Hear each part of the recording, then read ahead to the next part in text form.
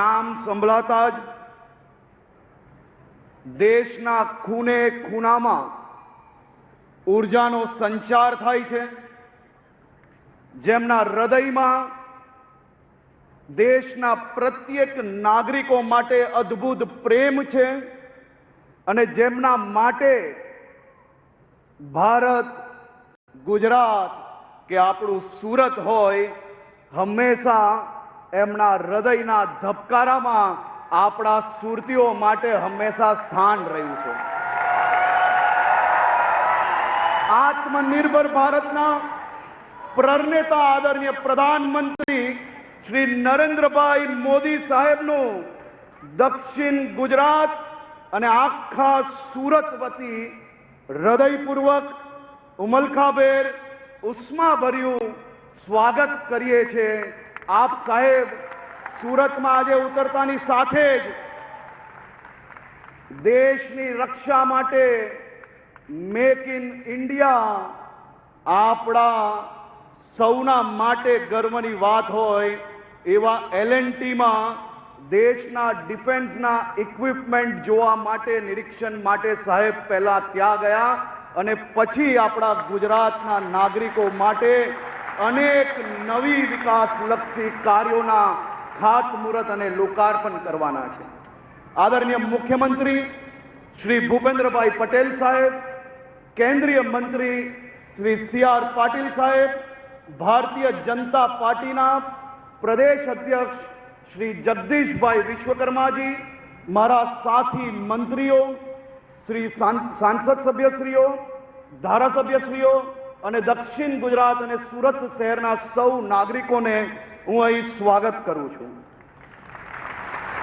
એમ તો મોદી સાહેબ જ્યાં જાય, કોઈ બી રાજ્યમાં જાય, તે રાજ્યો માટે વિકાસ કાર્યોની ભેટ લઈને જતા હોય। આજે આપણા ગુજરાતમાં મોદી સાહેબ જ્યારે આવ્યા છે, મોદી સાહેબ ક્યારેય ખાલી હાથે નથી આવતા। આજે આપણા ગુજરાત અને ખાસ કરીને દક્ષિણ ગુજરાતના સુરત જિલ્લો, ભરૂચ, નર્મદા, નવસારી, વલસાડ અને તાપી જિલ્લાના વિકાસલક્ષી 18,000 કરોડથી વધારેની રકમની અનેક વિકાસલક્ષી ખાતમુહૂર્ત અને લોકાર્પણ થવા જઈ રહ્યા છે। ચાહે વડોદરા મુંબઈનો એક્સપ્રેસ હાઈવે હોય કે પછી હજીરાનો બ્રિજ હોય કે પછી નવસારીમાં હાઈટેક સબસ્ટેશનની વાત હોય, દુનિયાનું સૌથી મોટું ડિજિટલ સબસ્ટેશન એ આજે અહીંયાથી લોકાર્પણ થવાનું છે। આપણા સૌ માટે ગર્વની વાત છે। સાહેબ, આપે અવિરત વિકાસની જે રફતાર ગુજરાતને અને દેશને આપી છે, એ માટે આજે આખું ગુજરાત અને આખું દેશ આપને કોટી કોટી આભારી છે। આજે 5મી જૂન છે, વિશ્વ પર્યાવરણ દિવસ છે। આપણા સૌના લોકલાડીલા નેતા આદરણીય પ્રધાનમંત્રી શ્રી નરેન્દ્રભાઈ મોદીજી એ પર્યાવરણ પ્રેમી છે। આજે આપણે સૌ સુરતીઓએ આદરણીય મોદી સાહેબના સ્વાગત માટે સાહેબે જે દિશા સૂચવી છે, એ જ દિશામાં આપણે સૌ લોકો આગળ વધ્યા છે। સુરત શહેરના મારા સૌ નાગરિકો ખૂબ મોટી સંખ્યામાં કાલે સાંજ સુધી 15,500 થી વધારે લોકોએ પોતપોતાના વિચારો પર્યાવરણ માટે કે પછી મોદી સાહેબ દ્વારા આ દેશમાં થયેલા કામો માટે આ અનેક પોસ્ટરો જે ચારે બાજુ સ્ટેડિયમમાં લાગ્યા છે, એ મોદી સાહેબના સ્વાગત માટે આ પોસ્ટરો અને જે દ્રશ્યો મેં મીડિયામાં જોયા, જોઈને આનંદ આવી ગયો કે ઘરમાં દાદા દાદીઓ જોડે પુત્ર પુત્રીઓ બી સાથે મળીને આ પોસ્ટર બનાવતા હતા આપણા મોદી સાહેબના સ્વાગત માટે, અને કોઈ બી પ્લાસ્ટિકના ઉપયોગ વગર આજે મોદી સાહેબના સ્વાગત માટે આ આખો કાર્યક્રમ દેશના રાજકીય ઇતિહાસમાં પહેલી વાર થતો હશે એવો કાર્યક્રમ, સંપૂર્ણ ગ્રીન પ્રોટોકોલનું ફોલોઅપ જોડે આ કાર્યક્રમ કરવામાં આવ્યો છે। કારણ કે મોદી સાહેબના દિલમાં સુરતના નાગરિકો માટે જગ્યા છે, તો સુરતના નાગરિકોના દિલમાં મોદી મોદી છે. ચારેય દિશામાં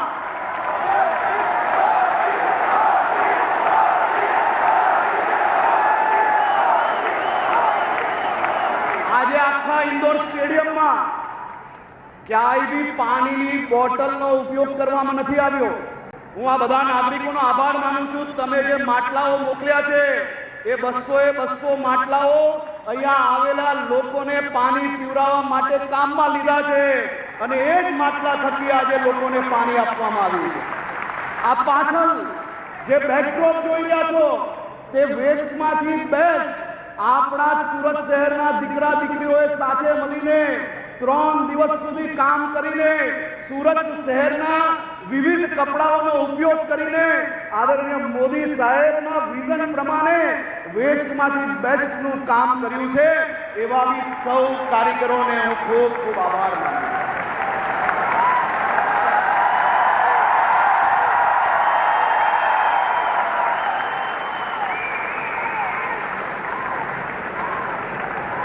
અને સાહેબ આપને તો ખૂબ ખૂબ આભાર માનવો પડે. આ રાજ્ય નહીં, દેશના પ્રત્યેક નાગરિકો વતી આભાર માનવો પડે. સાહેબે ઘરે ઘરે લોકોને વીજળી ફ્રી આપવાનું વિચાર્યું, પણ કઈ રીતે?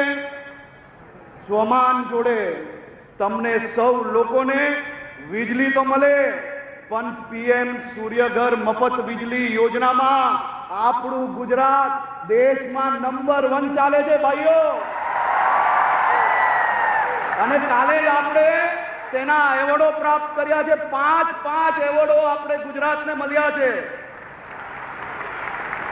બધા કેને અમે બધા પ્રેઝન્ટેશન કરવા સાહેબ પાસે જઈએ, અનેક દિવસો મહેનત કરીએ, આપણે એમ લાગે આજે તો વટ પડી જવાનો છે, કામ બધું થઈ જવાનું છે.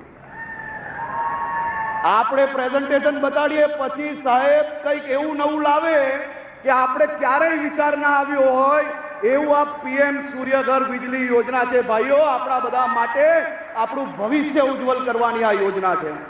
સુરત મહાનગરપાલિકા સાહેબ આ એવી મહાનગરપાલિકા છે જે ગંદુ પાણી ઉદ્યોગને રિસાયકલ કરીને વેચીને દર વર્ષે 140 કરોડ રૂપિયાની આવક કરે છે અને શહેરના નાગરિકોને બીજી સુવિધાઓ આપે છે. આજે સાહેબ મારા શહેરના સૌ નાગરિકો વતી તમને દિલથી આભાર અને અભિનંદન આપવા છે કે આ 12 વર્ષ 2014 પહેલાનું ભારત કેવું હતું એ અહીંયા બેઠેલા એક બી લોકો એવા નથી કે જેને અંદાજો નહીં હોય સાહેબ. આ 2014 થી આજ સુધી જે વ્યક્તિએ આપણા સૌ માટે પોતાની જાત ઘસી લીધી હોય, રાત દિવસ એક કરીને આ દેશના વિકાસના કામ આગળ વધાર્યા હોય, એવા આપણા વડાપ્રધાન શ્રી નરેન્દ્રભાઈ મોદીએ પ્રધાનમંત્રી તરીકે આ દેશને 12 વર્ષ સુધી સેવા આપીને 12 વર્ષ પૂર્ણ કર્યા છે. ત્યારે આદરણીય પ્રધાનમંત્રી શ્રીને હું ખૂબ ખૂબ અભિનંદન અને આભાર માનું છું. આજે મોદી સાહેબ આવ્યા ને શું થયું? મોદી સાહેબ આવ્યા ને પછી કોઈ ગરીબને જઈને પૂછો કે આઝાદીના વર્ષ સુધી જે કાચા મકાનને તાડપત્રી નીચે રહેતું હતું સાહેબ, કોઈએ જીવનમાં આટલા મોટા વર્ગમાં જ્યારે આટલા ગરીબો રહેતા હતા ક્યારેય કોઈ પ્રધાનમંત્રીએ આવું સપનું જોયું ને સપનું સાકાર કરવાનું વિચાર્યું બી નતું. એવું આપણા મોદી સાહેબે કર્યું. 4 કરોડ પાક્કા ઘરો બનાવ્યા, 10 કરોડ શૌચાલય બનાવ્યા, 50 કરોડ ગરીબોના જનધન ખાતા ખોલ્યા, 10 કરોડ પરિવારમાં ઉજ્જવલા ગેસ જોડાણ પહોંચાડ્યું અને 80 કરોડ ગરીબોને મફતમાં રાશન આજે પહોંચે છે. એ આપણા મોદી સાહેબનું શાસન છે. સાહેબ ભારતને વિશ્વની 10મી અર્થવ્યવસ્થામાંથી 5મી અર્થવ્યવસ્થા બનાવી, 25 કરોડ લોકોને ગરીબી રેખામાંથી બહાર કાઢ્યા. યુપીઆઈ થી ભારત વિશ્વનો સૌથી મોટો ડિજિટલ પેમેન્ટ દેશ બન્યો, જીએસટી લાગુ કરી આખા દેશને એક બજાર બનાવ્યું. આયુષ્માન ભારત દ્વારા 50 કરોડ ગરીબોને 5 લાખ સુધીની મફત સારવાર અપાવી. જલ જીવન મિશન દ્વારા 15 કરોડ ઘરોમાં નલથી શુદ્ધ પાણી પહોંચાડ્યું. સર્જિકલ સ્ટ્રાઇક હોય, એર સ્ટ્રાઇક હોય, ઓપરેશન સિંદૂર હોય, એક એવા એક્શનો કે દુનિયા જોતી રહી ગઈ સાહેબ. 370ની કલમ નાબૂદ કરી અને કાશ્મીરને સાચા અર્થમાં ભારત સાથે જોડવાનું કામ કર્યું. 500 વર્ષની પ્રતીક્ષા પૂર્ણ કરી અયોધ્યામાં ભગવાન રામ લલ્લાનું મંદિર બનાવ્યું. કાશી હોય, અયોધ્યા હોય, કેદારનાથ હોય કે પાવાગઢ હોય, આપણી આસ્થાના કેન્દ્રોનું ભવ્ય જીર્ણોદ્ધાર કરાવ્યું. દેશમાં 500 નવા એરપોર્ટ, હેલીપેડ, એર સ્ટ્રીપ વિકસાવ્યા. અને આજે જ સાંજે સાહેબ આપણે વલસાડના લોકોને હવે સુરત સુધી નહીં આવવું પડે. બાજુમાં દમણમાં નવું એરપોર્ટ આજે લોકાર્પણ કરવા જઈ રહ્યા. વંદે ભારત ટ્રેન, રેલવેમાં પ્રવાસ કરતા સૌ લોકો જાણે છે કે વંદે ભારત ટ્રેન આજે વિદેશની ટ્રેનોને બી સરખાઈને એનથી બી ઉચ્ચ કક્ષાની ટ્રેન બનાવ્યું. એ આપણા મોદી સાહેબે બનાવ્યું. દેશના રાષ્ટ્રીય ધોરીમાર્ગની લંબાઈ એ બમણી કરવાનું કામ મોદી સાહેબે કર્યું. મોદી સાહેબે આ દેશને જ્યારે જ્યારે કોઈ બી અપીલ કરી હોય તો વડીલોથી લઈને બાળકો સુધી તમામ લોકોને એક શ્રદ્ધા હોય છે. આ દેશના પહેલા એવા વડાપ્રધાન છે કે જેમને મંત્રી, સંત્રી, તંત્રી બધાની આગળ પાછળની કારણ વગરની પેટ્રોલિંગો બંધ કરાવીને તમારા હકની ગાડીઓ બંધ કરાવવાનું કામ કર્યું હોય. પરંતુ સાહેબ તમે હવે આ દેશની ખૂબ મોટું, આ દેશના કરોડો લોકોની આશા હવે તમારા પર જ છે. અમે બધા જ પેટ્રોલ ડીઝલ જે નહીં વાપરવાનું હોય નહીં વાપરીએ, પરંતુ તમારી સુરક્ષા એ અહીં બેઠેલા એક લોકોની માંગણી છે. ભાઈ તમે જ મને કહો બધા, આપણા મોદી સાહેબે સુરક્ષાની કવચ ઓછું કરવા લેવાય?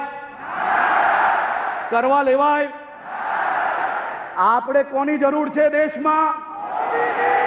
આપણે બધા જ લોકો પેટ્રોલ ડીઝલ બચાવશો.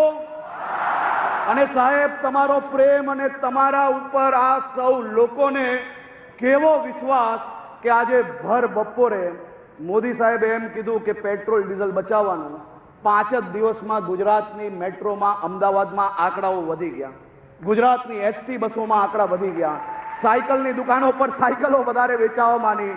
અને આજે બપોરે મોદી સાહેબના સ્વાગત માટે 18 જેટલા ગ્રુપો પદયાત્રામાં આવ્યા અને હજારો લોકો સાયકલ યાત્રા થકી આ ઇન્ડોર સ્ટેડિયમ સુધી પહોંચ્યા.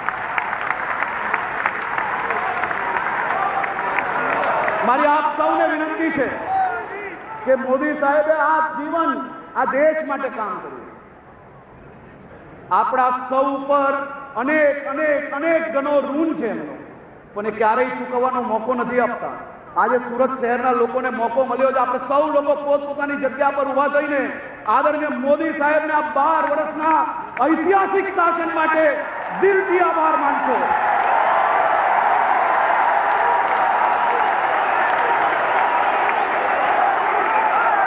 ખૂબ ખૂબ આભાર.